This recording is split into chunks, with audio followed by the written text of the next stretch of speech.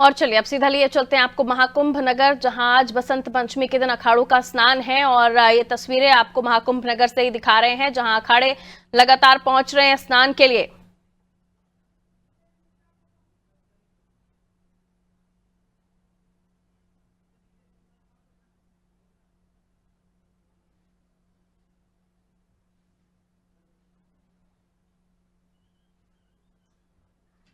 पृथ्वी पर अग्नि, अंतरिक्ष में वायु और द्युलोक में सूर्य, आदित्य और वरुण, ये हमारे ब्रह्मांडीय व्यवस्था है।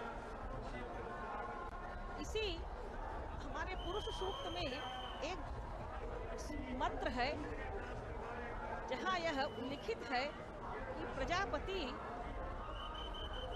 आदि सृष्टिकर्ताओं का यज्ञ जो यज्ञ किया, उसमें साध्याः ऋषयस्य, यानी सृष्टि के पूर्व जो साध्य और ऋषि थे, उन्होंने देवों से यज्ञ का आयोजन किया। तो ये हमारे नागा सन्यासी की परंपरा हम यदि ले जाएं तो सृष्टि के पूर्व से है, इसलिए यह हमारी सनातन परंपरा है।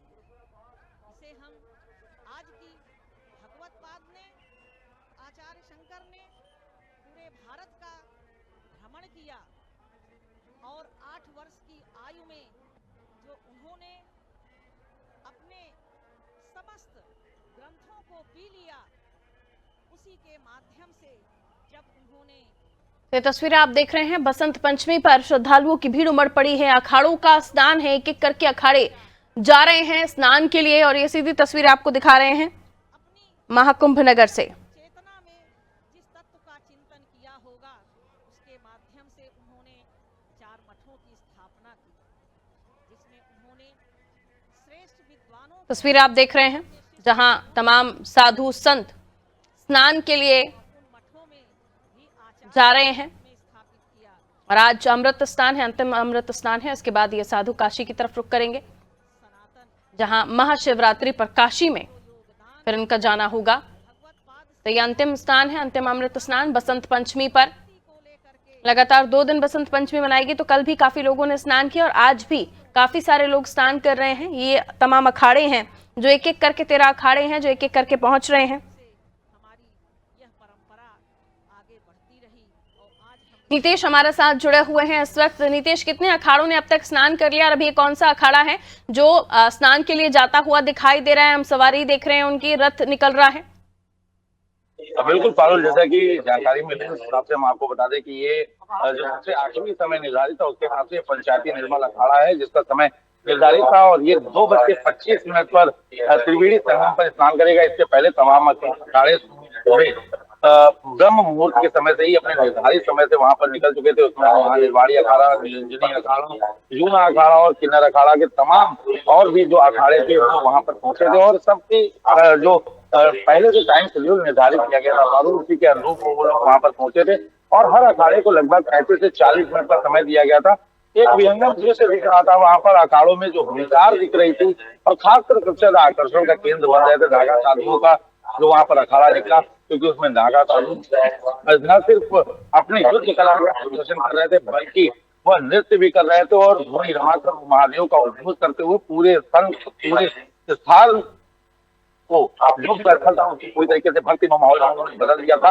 और जो उनकी युद्ध कौशल की रणनीतियां वहां पर दिखाई पड़ रही थी, वो निश्चित ही अद्भुत सी विहंगम थी। हम आपको बता दें कि हर अखाड़ा अपने एक अलग अंदाज में स्नान करने के लिए निकलता है। और बसंत पंचमी का आज त्योहार है और ज्योतिषी गणनाओं के हिसाब से बसंत पंचमी अंतिम अमृत स्नान है। और इसी के क्रम में आज काफी ज्यादा उत्साह न सिर्फ लोगों में बल्कि साधु संतों में भी देखा गया है। और इस दौरान उनके उत्साह को चरमोत्कर्ष पर ले जाने के लिए योगी सरकार ने उन पर पुष्प वर्षा भी करवाई। साधु संतों से, तमाम साधु संतों से अनादि टीवी ने बात भी की थी पारुल जी।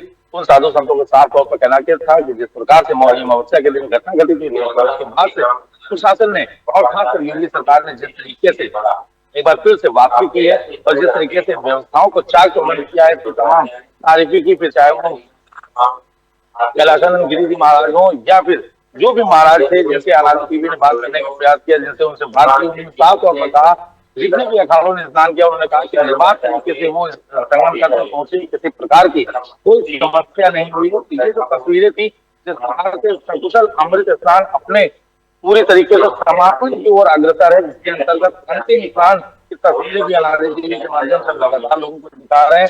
तो आज ये स्नान जो अमृत स्नान है, इसका जो समय विधि थी, जो समय था, वो पूर्ण हो गया है। बादल और निश्चित ही ये हर्ष का विषय है कि किसी प्रकार की कोई लोमहर्षक घटना है, किसी प्रकार की कोई दुखद घटना घटित नहीं हुई। साधु संतों ने जिस प्रकार से यहाँ पर अखाड़े में स्नान किया, निश्चित ही वो तस्वीरें साफ तौर पर बता रही थी कि किसी प्रकार की कोई समस्या, किसी प्रकार की कोई अव्यवस्था सामने नहीं आई। पारुल, बिल्कुल, जगह जगह व्यवस्थाओं के लिहाज से, सुरक्षा के इंतजाम के लिहाज से भी 60,000 से ज्यादा यहाँ पर बताया जा रहा है जवान तैनात हैं। और इसके अलावा ये भी बताया जा रहा है जगह जगह भंडारे यानी खाने पीने की भी लोगों की व्यवस्था वहां पर है।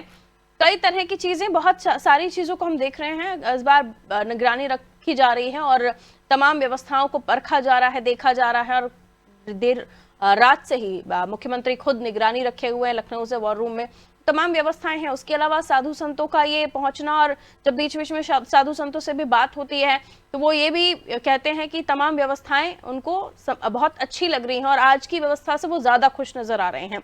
आज जो परिवर्तन किया गया है वो भी हम देख रहे हैं कि पहले जो था कि साधु संतों के आसपास कुछ लोग आ भी पा रहे थे, लेकिन अब व्यवस्थाएं पूरी चाक चौबंद है। जब तक उनके रथ निकलेंगे तब तक वहां आम लोगों का आना मुमकिन नहीं है या फिर मुनासिब नहीं है वहां पहुंचना। उसके बाद भी लोग जाते हुए दिखाई दे रहे हैं, कोशिश कर रहे हैं चरण रज उठाने के लिए।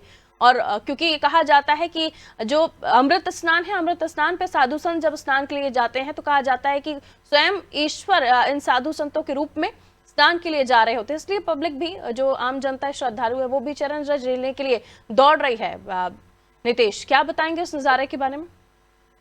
जी बिल्कुल, ऐसी तस्वीरें तमाम हमारे कैमरों में भी कैद हुई कि जिस समय साधु संत अमृत स्नान करके आए थे, तो ऐसा कहा जाता है कि जिस समय साधु संत होते हैं, जहाँ ये अपने ज्ञान से, अपनी बातों से लोगों को सनातन धर्म के तमाम प्रचार प्रसार देते हैं, वेदों का ज्ञान देते हैं, तमाम सनातन क्रियाओं की तरफ लोगों को उनका सिर्फ ये कहना साफ आता है, सामने निकलता है कि जो भी साधु संत महात्मा है, सनातन धर्म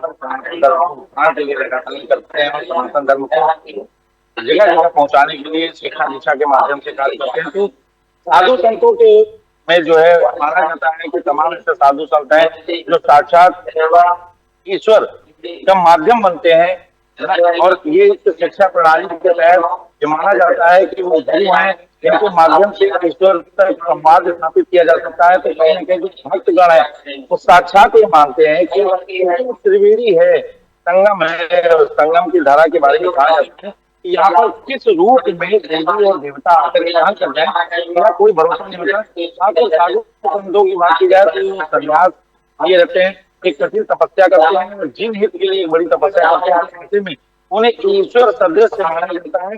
और यही कारण है कि जब सभी साधु अमृत स्नान करके जा रहे होते हैं, निकल जाते हैं, तो उनके चरण रज लोग ले जाते हैं और मानते हैं कि उससे उनके घर में सौभाग्य आएगा, इससे उनके घर में संपन्नता बढ़ेगी और इससे का विस्तार होगा। बिल्कुल नितेश, आप नजर बनाए रखिए, जो भी वहां की तस्वीरें हो पहुंचाइएगा। फिलहाल शुक्रिया जानकारी के लिए। तो नितेश हमारे सहयोगी हमारे साथ बने हुए थे, अखाड़े स्नान के लिए जा रहे हैं। और अभी एक आपने और तस्वीर देखी होगी, जो हम ताजा तस्वीर दिखा भी रहे थे हमारे दर्शकों को। एक जो छोटा नागा सन्यासी आकर्षण का केंद्र यहाँ पर दिखाई दे रहे हैं, कंधे पर बैठा कर उन्हें संगम के लिए ले जाया जा रहा है। रास्ते भर वो डमरू बजाते रहे। छोटे नागा सन्यासी भी यहाँ आकर्षण का केंद्र रहे। उसके अलावा लाखों की भीड़ आप देखिए, 81 लाख के ऊपर अभी अभी आंकड़ा पहुंच गया है। हर हर महादेव के नारे, जय श्री राम के जयकारे और ये उद्घोष पूरे महाकुंभ नगर में गुंजायमान है।